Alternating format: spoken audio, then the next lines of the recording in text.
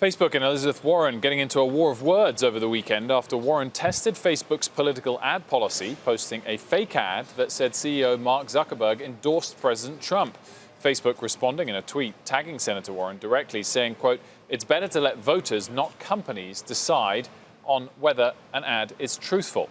Meanwhile, Politico reporting today that Facebook CEO Mark Zuckerberg has been meeting with conservative journalists at off-the-record dinners. And just moments ago, Zuckerberg responded to that, this time on Facebook, saying in part, "To be clear, I have dinners with lots of people across the spectrum on lots of different issues all the time.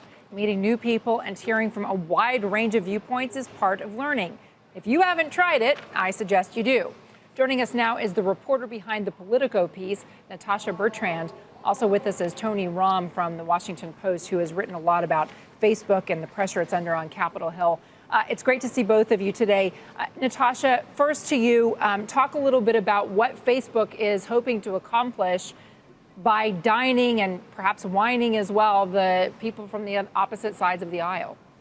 Yeah, so there are two facets to this, I think. The first, obviously, is the more superficial one, the idea that Facebook just really wants to cultivate friends on the right in order to lessen the amount of ammunition that they have to attack Facebook and argue that Facebook is censoring Republicans. That's something that the president has, of course, accused Facebook and other social media giants of doing for years now. But the other kind of more under the surface reason, what we hear is Mark Zuckerberg is worried that Trump's DOJ might take some kind of enforcement action against the company in order to break it up. As we've seen, Trump is very willing to ask the Justice Department to investigate his perceived political foes. So this is something that Mark Zuckerberg has apparently taken very much to heart. And as we note, he's not just meeting with conservative journalists. He's also, when he's on Capitol Hill, he has met with Democratic senators. He has had dinner with them as well. But we haven't heard of the same kind of outreach to, mainstream news outlets as we have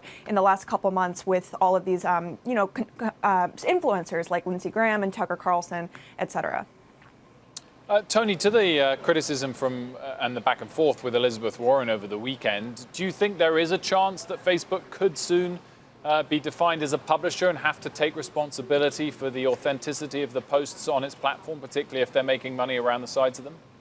Right. Well, right now, Facebook is saying that it's not the arbiter of truth. That's been the message that Facebook has shared for quite some time now, even when folks were clamoring for the company to do more to stop misinformation spreading around the elections. And so to the question as to what the obligations might someday be on Facebook really rest in the hands of regulators and folks on Capitol Hill, where we really haven't seen a whole lot of appetite towards turning that criticism into meaningful action. But the stakes are high for Facebook. I mean, not only are they just facing some of these affronts from the U.S. Justice Department, as Natasha was talking about, but also from folks like Senator Elizabeth Warren, who on the campaign trail has talked about breaking up big tech companies, has talked about breaking up Facebook in particular. So this feud is not just some sort of political spat between the two. It's certainly something to watch. Well, what it means is that the pressure could be on equally now from Trump's DOJ, and if there's a Democratic president next go around, the DOJ under that president could equally be focused on Facebook. I mean, when Facebook responds on Twitter, it's better to let voters, not companies, decide. It's almost laughable because voters don't have all the information as like who's paid for the ad, where's it coming from, is it a foreign ad coming in? Natasha, when you're seeing these kind of responses, what's your takeaway from doing the reporting about whether Facebook is likely to come under more regulatory scrutiny? Yeah, absolutely. I think everyone was very surprised that Facebook came out and responded to Elizabeth Warren so publicly in a way that they really haven't before. And it was also surprising that they compared their policies to a broadcast network, even though they've argued repeatedly in the past that they are not a media company that should be subject to those kinds of regulations that do govern broadcast networking. So I think that the overall takeaway was that Facebook has been kind of making itself even more of a target here.